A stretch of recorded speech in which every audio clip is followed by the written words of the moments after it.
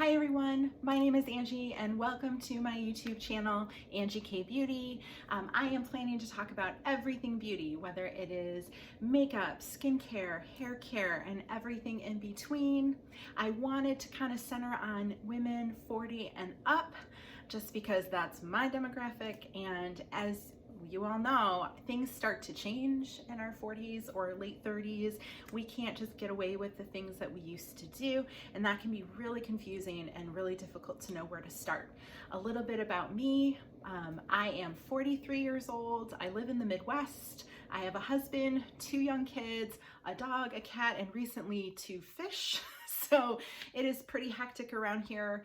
We've got a really busy kind of hectic lifestyle, which most people do. So I really want to try to center on everyday beauty, back to basics, to kind of help everybody out.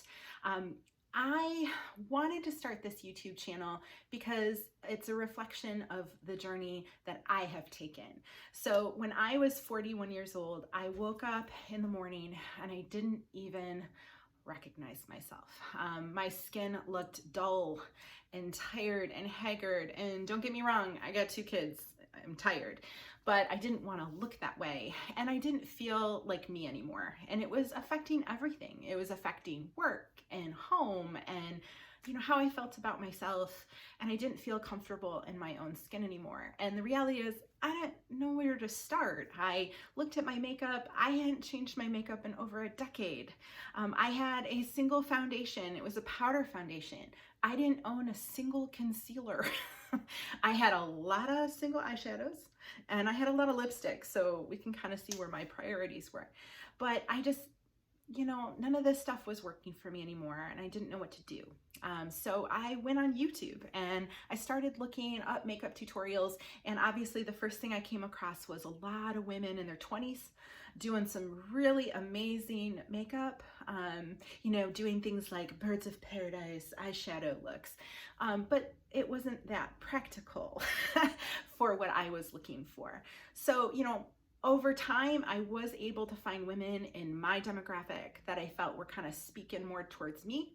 But at the same time, I also felt that there was a steep learning curve. There was an expectation of skill and knowledge, and I was starting from zero knowledge. I didn't know that there was such a thing as a setting powder or an eyeshadow primer. I didn't know any of this information.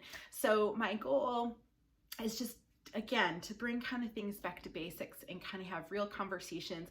Don't get me wrong, I want to do makeup tutorials and product reviews and all of that, but I'm hoping to be able to provide some information about what I've learned in this 2-year journey, and also share some of the ridiculous mistakes I made, because I made a lot of mistakes in regards to finding products that work for me. And it's still a journey. I continue to make mistakes, and I will continue to share those with you. The other part of this is I learned that without good skincare, you can't have good makeup.